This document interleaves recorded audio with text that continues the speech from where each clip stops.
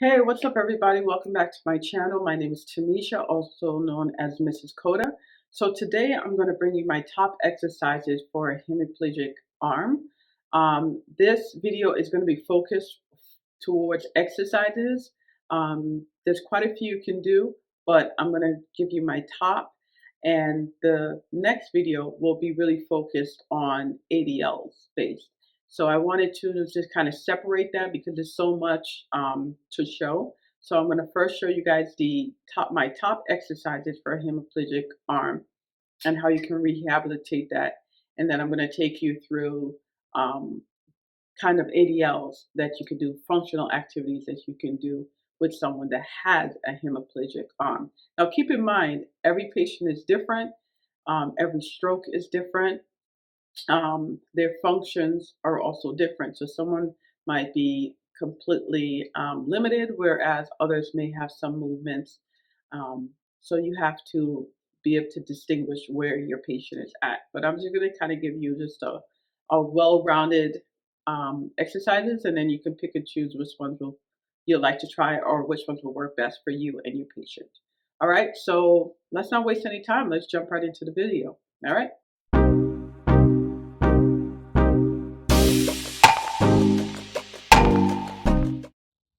Okay, so this first exercise is seated tabletop ball roll. You're going to be flexing the elbow forward and back. You want to make sure you get a good extension. You can also adjust the hand, and you can also go side to side. And you'll most likely need to assist your patient as needed as well.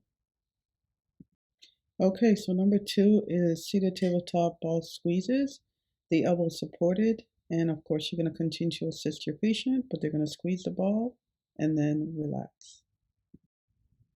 Okay, so the next one is bilateral hand squeezes.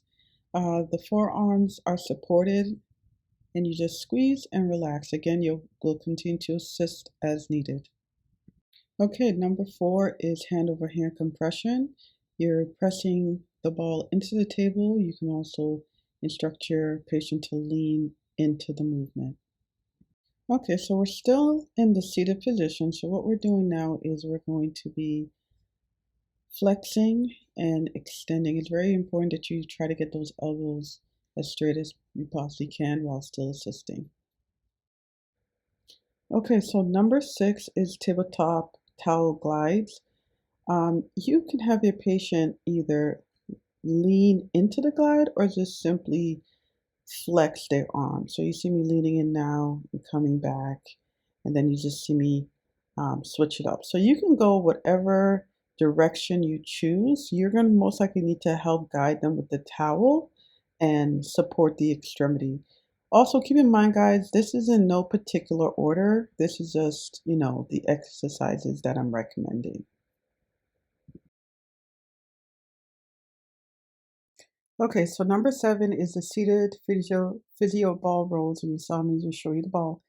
You can use one hand and instruct your patient in trunk flexion and extension while also following with your hand, or you can go hand over hand with the affected hand on the bottom going forward and back. You can mix it up as well.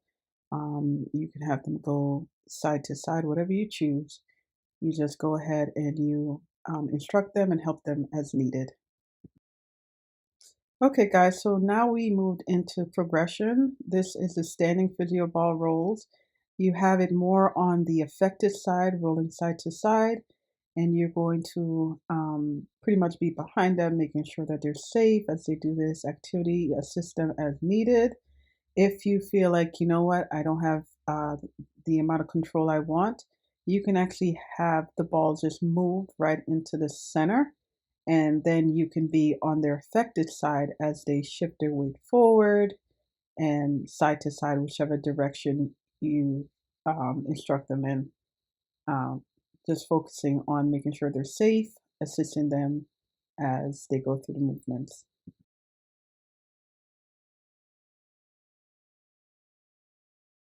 Number 9 is your pillow squeezes. You're really looking for an isometric contraction. Most patients can't really hold it for too long, but that's the goal. Here's a progression. You're going to put the pillow to the wall and you're going to have them squeeze and hold that contraction. Sometimes the pillow might fall and that's okay. You just start back again. Okay, exercise number 11, wall wipers. So your focus is supporting them, obviously. You could do this standing or sitting, and you're going to instruct them in going into shoulder flexion, shoulder extension, shoulder adduction, elbow flexion, extension. You can do some shoulder rotations. You can do so much with this exercise. Number 12, shoulder elevation depression. You're going to guide them through shoulder shrugs, add some resistance, and repeat it. You're focusing on strengthening the surrounding muscles. Shoulder compressions are great for subluxation, shoulder mobilization, and strengthening and resistance training. So wrist compressions are also an exercise you can do, kind of focus more on the wrist to get that wrist flexion and extension. Okay, so number 15 is passive range of motion or active assist range of motion with E-stem. I don't have E-stem in this video, but pretty much what you'd want to do is put the E-stem on the muscles that you're currently working and guide them through the movement. If you're not familiar with how to do the E-stem, definitely check out this video here, this card, and you'll kind of see what you're looking for when you want a muscle contraction.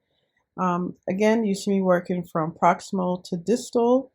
Right now I'm showing you, let's see which one. We're going to go into the wrist flexion and extension, and then we could progress up to the fingers. This is really good for edema as well.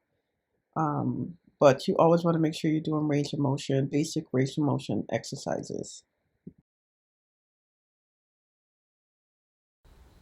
So in this next video, this came from the National Stroke Association. I'll definitely leave the link below.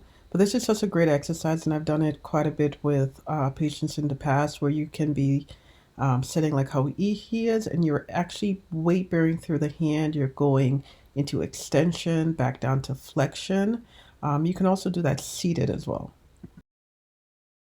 Okay, so the last recommended exercise in this video is Mirrorbox.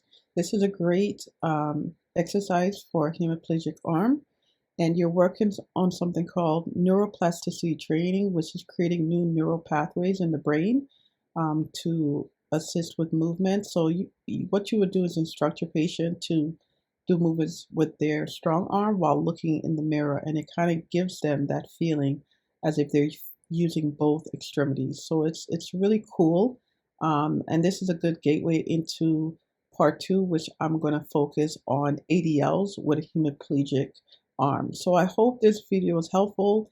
Be sure to like, share, and subscribe, and don't forget to take a look at the description below for some resources. All right, guys, thank you so much, and have a wonderful day.